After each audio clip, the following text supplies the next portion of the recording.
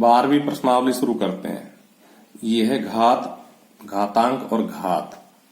इसमें पहले सूत्र है, तो पहला सूत्र है, एक की पावर से कितनी ही भी हो उसका मान 1 होता है। अगर -1 की पावर सम संख्या है तो उसका मान प्लस का 1 होता है, और अगर -1 की पावर विषम संख्या हो तो उसका मान -1 होता है। ये सूत्र की तरह याद करने हैं। उसके बाद अगर कोई दो संख्याएं गुणा हो रही हो और उनका आधार समान हो, ये आधार कहलाता है, ये घात कहलाती है।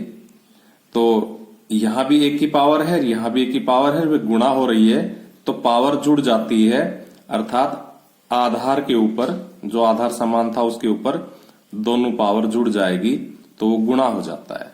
ये फॉर्मूला है। अगर भाग हो रहा हो ठीक उसी कंडीशन में, आधार समान हो और भाग हो रहा हो तो पहली घात में से दूसरी घात जो भाग हो रही है वो घात घट जाती है।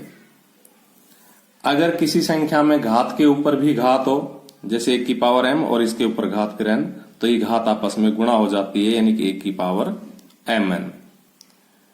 और अगर दो अलग अलग संख्याओं पे घात समान हो तो वो दोनों संख्या गुणा होकर उनकी इकट्ठी घात 1 ही लग जाती है ब्रैकेट के बाहर।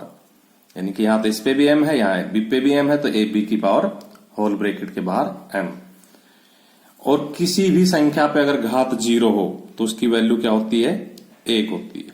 कोई भी संख्या हो उसकी घात 0 को छोड़ के, यानी कि धनात्मक संख्या कोई भी हो, प्राकृत संख्या कोई भी हो, अगर उसकी घात 0 है तो उसका मान 1 होगा। अगर 0 को छोड़ के ऋणात्मक संख्या भी कोई भी है तो उसका भी मान, अगर -1 है उसकी पावर 0 तो उसका भी मान 1 होगा। इसी तरह से जैसे अलग अलग आधार पे घात समान हो, गुणा हो तो पावर इकट्ठी हो जाती, ठीक ऐसे ही भाग में भी हो जाता है। यानी कि a की भी पावर m है, b की भी पावर m है, तो a b की पावर a बटा b की पावर m हो जाएगी। अगर घात ऋणात्मक है उसे धनात्मक करना हो तो 1 के बटा कर दो, तो 1 के बटा 1 की पावर m। यहां घात ऋणात्मक थी, अब ये धनात्मक हो गई। और अगर घात ब्रैकेट के बाहर ऋणात्मक हो तो दो संख्याएं हो, अंश और हर हो, तो अंश का हर और हर का अंश कर दो, यानी संख्याओं को पलट दो, तो वो घात कैसी हो जाती है? धनात्मक हो जाती है। तो ये हमारे सूत्र हुए, फॉर्मूले हुए। अब हम 12.1 में आ जाते हैं। तो 12.1 का पहला सवाल है, मान ज्ञात कीजिए। तो हम सबसे पहले इसकी घात कैसी बनाएंगे?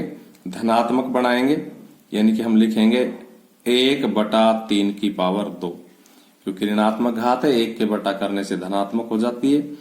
और 1 तो ऐसा कैसा रहेगा? 3 की पावर 2 का मतलब है 3 गुणा 3, जितनी घात उतनी बार उसको गुणा कर दो तो क्या हो जाएगा? 1/3 तिया 9, और यही हमारा आंसर है। इसी तरह दूसरा सवाल देखो, क्या हो जाएगा? ये 1/-4 की पावर 2। क्या किया हमने? ये घात ऋणात्मक थी, 1 के बटा करके धनात्मक कर ली। अब इसका मतलब क्या है? बिजली पता, इसका मतलब है कि 1/-4 की घात 2 का मतलब -4 गुणा -4, क्योंकि घात 2 है तो -4 2 बार गुणा हो जाएगा, तो 1/4 चौक 16, और 2 बार माइनस का निशान गुणा होके प्लस में बदल जाता है। इस प्रकार से 1/16 आंसर हो गया हमारा। तीसरा सवाल देखो, पहली बात तो ये घात माइनस की है तो इसको प्लस का करना है, तो क्या हो जाएगा? 2 ऊपर हो जाएगा, 1 नीचे हो जाएगा। फॉर्मूला भी बताया है कि अगर घात ऋणात्मक हो तो अंश का हर और हर का अंश बना दो, घात धनात्मक हो जाती है। अब 2/1 का मतलब 2, तो 2 की पावर 5 हो गई।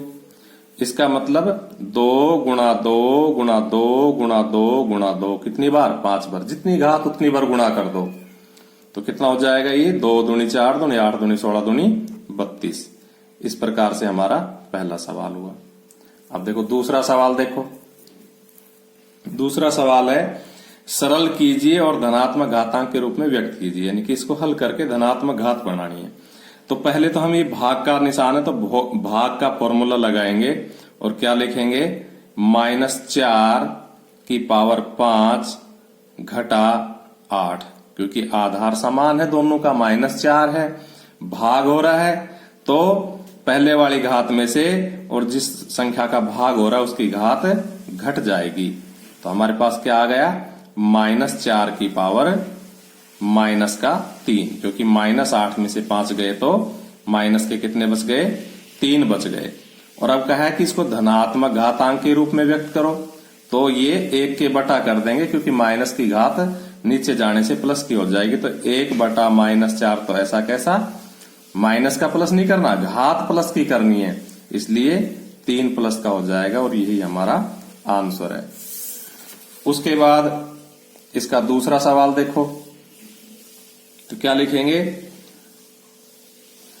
1 की भी पावर 2, ये जो पावर 2 है ना, ये सबकी 2 हो जाएगी, और 2 की पावर 3 की भी पावर 2, अर्थात ये जो पावर 2 थी 1 की भी है, 2 की 3 की भी है। अब देखो 1 की पावर 2 का मतलब, तो मैंने बताया 1 की पावर से कितनी ही हो उसका मान 1 ही होता है, 1 गुणा 1 लिखने की जरूरत नहीं, डायरेक्ट 1 लिखेंगे। और ये मैंने बताया फॉर्मूला, अंदर की और बाहर की घात गुणा हो जाती है, तो 2 की पावर 6। इसको हम चाहे तो पूरा हल कर दे और चाहे तो यही भी छोड़ सकते हैं, तो इसको यही छोड़ देते हैं, यही इसका आंसर है, क्योंकि उसने कहा है ना धनात्मक घातांक के रूप में लिखो, तो धनात्मक ही हो गई। उसके बाद तीसरा सवाल, तो देखो इसमें हम क्या करेंगे, -3 की पावर 4 को ऐसा कैसा लिखेंगे, 5 की भी पावर 4 और 3 की भी पावर 4, क्योंकि ये जो 4 पावर है ये दोनों पे लग जाएगी। उसके बाद क्या करेंगे, उसके बाद हम लिखेंगे -3 गुणा -3 गुणा -3 गुणा -3, क्योंकि 4 घात है, गुणा 5 की पावर 4 को हम नहीं छेड़ेंगे, क्योंकि हमें उत्तर घात के रूप में देना है, तो उसको नहीं छेड़ेंगे। इनको क्यों कर रहे हैं, क्योंकि कटेंगे, 3 की पावर 4 नीचे, तो इसको क्या लिखेंगे, 3 गुणा 3 गुणा 3 गुणा 3। इस प्रकार से आप देखो कि सारे 3 कट गए, क्योंकि यहां भी 4 है, यहां भी 4 है, ठीक है भाई। और 2 माइनस की गुणा होके प्लस हो जाती, फिर इन 2 माइनस की गुणा होके प्लस हो जाती। इस प्रकार से 4 माइनस आने के कारण इनकी गुणा क्या हो गई, प्लस हो गई, और हमारे पास क्या बचा आंसर, 5 की पावर 4। इसी तरह से चौथा सवाल देखो, सबसे पहले हम क्या नियम लगाएंगे, इसमें हम सबसे पहले नियम लगाएंगे कि भाई सबके आधार समान है, तो 3 की पावर -7 प्लस 3 की पावर -5, क्योंकि ये और ये गुणा हो रहा है, 3 की घात तो जुड़ जाएगी, और ये भाग हो रहा है, तो ये वाली घात घट जाएगी, तो -10। देखो यहां गुणा है इसलिए प्लस लगा, यहां भाग है इसलिए माइनस लगा, लेकिन ये माइनस इसका साथ में पहले से ही ऑलरेडी एक भाग के नाम का माइनस लगेगा, ये वाला तो, और ये उसके साथ है ही। अब ये दोनों माइनस मिलके क्या हो जाएंगे, प्लस हो जाएंगे। तो देखो 3 की घात -7 प्लस माइनस मिलके 3 की घात -5 और 2 माइनस मिलके प्लस 3 की घात 10। इस प्रकार से 3 की घात -12 प्लस 10, क्योंकि दोनों -12 हो गई, तो कितना आ जाएगा, 3 की घात -2, जिसको प्लस करना है तो 1 बटा 3 की घात 2। जब 3 की घात -2 फाइनल सॉल्यूशन आया, तो हमने इसको प्लस करने के लिए 1 के बटा कर दिया। पांचवा सवाल देखिए, 2 की भी पावर -3 है और -7 की भी पावर -3 है। तो मैंने बताया जब कोई दो संख्या अलग अलग हो और उनकी पावर समान हो तो वो पावर इकट्ठी लग जाती है, तो एक साथ -3 लग गई क्योंकि वो समान थी। अब इनको अंदर ही अंदर गुणा किया तो 2 7 14 माइनस का और पावर -3। हमें पावर प्लस की 3 करनी है, इसलिए इसको नीचे ले जाएंगे तो 1 बटा -14 की पावर 3 और यही हमारा आंसर है।